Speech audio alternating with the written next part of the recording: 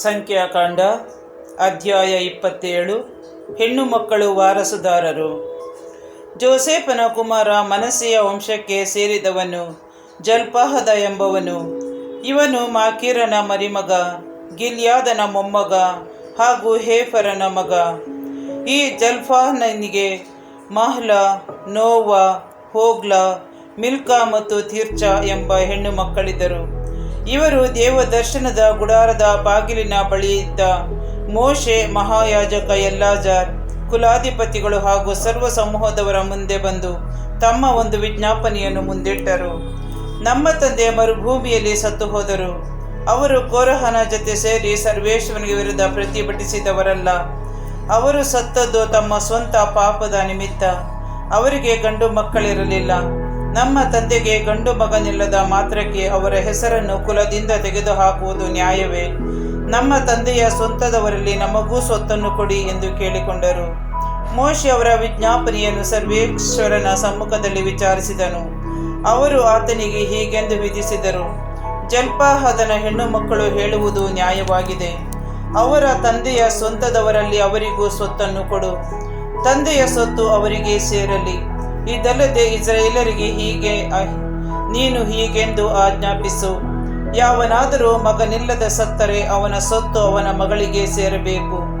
ಮಗಳು ಇಲ್ಲದ ಪಕ್ಷಕ್ಕೆ ಅವನ ಸ್ವತ್ತು ಅವನ ಅಣ್ಣ ತಮ್ಮಂದಿರಿಗೆ ಸೇರಬೇಕು.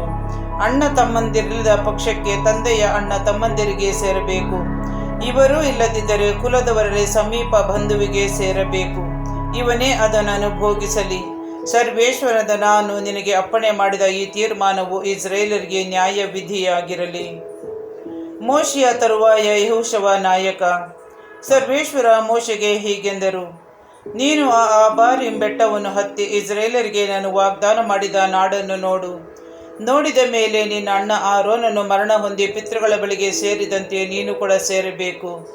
ಚೀನ್ ಮರುಭೂಮಿಯಲ್ಲಿ ಇಸ್ರಾಯೇಲ್ ಸಮಾಜದವರು ನನ್ನೊಡನೆ ವಿವಾದಿಸಿದರು. ಆಗ ನೀವಿಬ್ಬರು ನನ್ನ ಗೌರವವನ್ನು ಅವರ ಮುಂದೆ ಕಾಪಾಡದೆ ಹೋದಿರಿ. ನನ್ನ ಆಜ್ಞೆಯನ್ನು ಉಲ್ಲಂಘಿಸಿದಿರಿ. ಆದ್ದರಿಂದ ನೀವು ಆ ನಾಡನ್ನು ಸೇರಬಾರದು.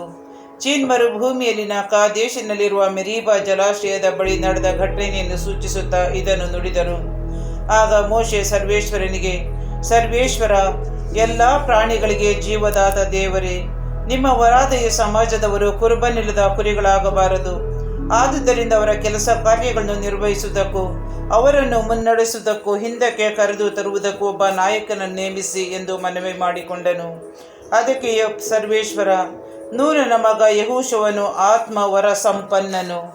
ಅವನನ್ನು ಮಹಾಯಾಜಕನಾದ ಎಲ್ಲಾಜಾರನ ಮುಂದೆ ಹಾಗೂ ಸಮಾಜದವರೆಲ್ಲರ ಮುಂದೆ ನಿಲ್ಲಿಸು. ಅವನ ಮೇಲೆ ಹಸ್ತ ನಿಕ್ಷೇಪ ಮಾಡಿ ಅವರ ಸಮ್ಮುಖದಲ್ಲಿ ಅಧಿಕಾರ ವಹಿಸಿಕೊಡು. ಸಮಾಜದವರೆಲ್ಲರೂ ಅವನಿಗೆ ವಿಧೇಯರಾಗಿರುವಂತೆ ನಿನಗಿರುವ ಗೌರವವನ್ನು ಅವನಿಗೆ ಕೊಡು. ದೈವೇಚ್ಛೆಯನ್ನು ತಿಳಿದುಕೊಳ್ಳಲು ಅವನು ಮಹಾಯಾಜಕ ಎಲ್ಲಾಜಾರನ ಹತ್ತಿರ ಬರಬೇಕು. ಎಲ್ಲಾಜಾರನು ಸರ್ವೇಶ್ವರನ ಸನ್ನಿಧಿಯಲ್ಲಿ ಊರೀಮ್ ಎಂಬ ವಸ್ತುವಿನ ಮೂಲಕ ಅವನ ಪರವಾಗಿ ವಿಚಾರಿಸುವನು. ಯೆಹೋಶುವನು ಮತ್ತು ಇಸ್ರಾಯೇಲ್ ಸಮಾಜದವರೆಲ್ಲರೂ ಅವನ ಮಾತಿನಂತೆ ಹೊರಡಬೇಕು ಹಾಗೂ ಹಿಂದಿರುಗಬೇಕು ಎಂದು ಆಜ್ಞಾಪಿಸಿದರು. ಸರ್ವೇಶ್ವರನ ಅಪ್ಪಣೆಯ ಮೇರೆಗೆ ಮೋಶೆ ಯೆಹೋಶುವನನ್ನು ಮಹಾಯಾಜಕ ಎಲ್ಲಾಜಾರನ ಮತ್ತು ಸಮಾಜದವರೆಲ್ಲರ ಮುಂದೆ ನಿಲ್ಲಿಸಿ ಅವನ ಮೇಲೆ ಹಸ್ತ ನಿಕ್ಷೇಪ ಮಾಡಿ ಅವನಿಗೆ ಅಧಿಕಾರವನ್ನು ವಹಿಸಿಕೊಟ್ಟನು.